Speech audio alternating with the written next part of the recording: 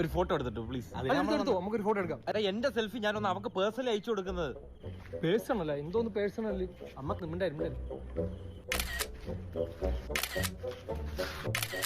ഒരു സെൽഫി എടുക്കട്ടാ പ്ലീസറാ. പിന്നെ അതിന്റെ ചിരി ശരിയല്ലായിരുന്നു. അവൻ ചിരിച്ചറ, നല്ല ചിരി. നമ്മ രണ്ടും കൂടെ ഒരു ഫോട്ടോ എടുത്തിട്ടില്ല. ഒരെണ്ണം കൊടുത്തിട്ട് നീ എടു. എടാ ഒരെണ്ണം അയച്ചു കൊടുക്കട്ടാ ആശിറേ. വീണതാണ് ഇവിടെ. ഈ ഒരു ഫോട്ടോ എടുത്തു. ചാർജ് തീർന്ന്. നമ്മളില്ലാതെ നീ അവളുടെ അടുത്ത് മാത്രം കിടന്ന് ഞെളിയണ്ട അല്ലേ? നമുക്ക് പോയി അവനെ ഇറിറ്റേറ്റ് ചെയ്താലോ? ഇല്ല ഉമ്മ വരാൻ പറ്റൂല. പറ്റത്തില്ല. ഉമ്മച്ചി അവിടെ പോയി. ഉമ്മച്ചി സുഖാണോ? അങ്ങോട്ട് പോയി നമ്മളെ മൂന്നിനെ കാണാ. സുഖാണോ? Okay okay.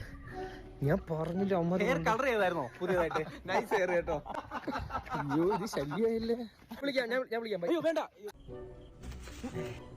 പ്രൈവസി വേണം. ഓരോരുത്തർക്കും അവരുടേതായ ഒരു പ്രൈവസി കൊടുക്കണം. ഇനി ഞാൻ നിന്റെ ഇടയിൽ ഒന്നും കയറില്ല. വേണ്ട, നീ എന്റെ ഇടയിൽ വന്ന് കയറില്ല. പെണ്ണില്ലാത്ത നിന്റെ അടുത്ത് ഞാൻ ഇതൊക്കെ എന്തിനു പറയണം? പെണ്ണില്ലെന്നേ ഉള്ളൂ, എനിക്കുണ്ട് പ്രൈവസി. പെണ്ണും പെടക്കോഴി ഉള്ളവർക്കാണ് പ്രൈവസി ഉള്ളത്.